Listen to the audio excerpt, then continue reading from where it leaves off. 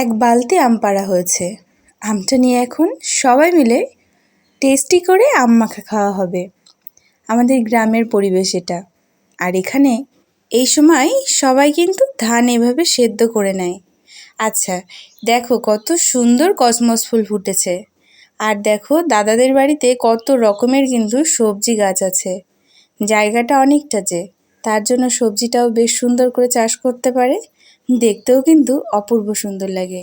বাবার জুতো পরেছি। আমি তো তোমাদেরকে আগেই বলেছিলাম, আমার নিজের জুতো পরার থেকে বাবা, প্রসেনজিৎ এদের জুতো পরতে বেশ মজা লাগে। বন্ধুরা দেখো, এই শাল পাতা হয়েছে, এখানে পদ্ম ফুল হয়েছে মনে হচ্ছে। ওয়াও, নিচে দাঁড়াও, পরে গিয়ে দেখাবো। এটা হচ্ছে আমাদের বাওর, ঠিক আছে? মানে এটা হচ্ছে আমাদের বাওর। ছোটবেলায় আমরা প্রচুর স্নান করেছি।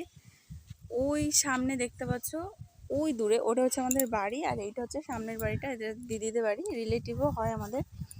তো যাই হোক, হ্যাঁ তো হচ্ছে এখন আমরা এই বাঁশবাগানে আম মাখা করবো। আর এই দেখো এক বালতি আম পেড়ে নিয়ে এসেছি। এইখানটায় ঠান্ডা আছে, বাবিন সবে ঘুমালো। এটা হচ্ছে বৌদিদের কাছ থেকে আম পাড়া হয়েছে। আর দেখো এই ওই যে কি পদ্ম পাতা না, পদ্ম ফুল হয়েছে একবারও। ও বাবা, আগের দিন আমাদের অনেকগুলো তোলা হয়েছিল, কি সুন্দর। এই এখন আর বাউরে স্নান করা যায়? গুল্লু, বাউরে স্নান করা যায় এখন আর? এই দেখো বটি ফটি সব ব্যবস্থা করা হয়ে গেছে। এখন আমাদের আম মাখানো হবে। আমি একটু জল খেয়ে নিই। বিয়ের আগে এই ডিপার্টমেন্টগুলো আমারই ছিল, তাই বিয়ের পরেও তার অন্যথা হয় না। হয়তো এখন আর আগের মতন অত সময় করে উঠতে পারি না, তবুও যখনই আমরা সুযোগ পাই এই রকম কিন্তু টক মাখা খেতে থাকি। তা সে যাই হোক, আজকে আবার প্ল্যান রয়েছে, দেখা যাক আজকে না আবার ভিডিও তোমাদের সাথে শেয়ার করতে পারি কি না।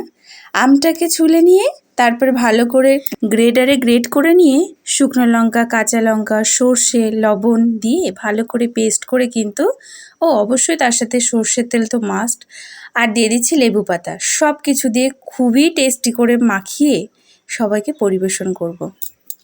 দেখতে যেন সুন্দর লাগছে, খেতেও কিন্তু অপূর্ব স্বাদ লেগেছে।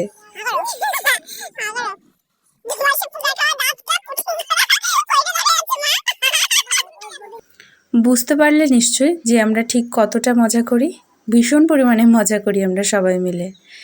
এই আনন্দগুলো তো এখন প্রায় হারিয়েই গেছে। এখন আর কারোর মধ্যে অত মিলমিশ নেই। আগের মতন অতটা মন খুলে কেউ কারোর সাথেই মেশে না। তবে কিছু কিছু মুহূর্তে যখন এই মুহূর্তগুলো তৈরি হয়, তখন কিন্তু সেই আগের স্মৃতিগুলো মনে পড়ে যায়। আজকের মতন এইটুখানি। তোমরাও সবাই খুব ভালো থেকো।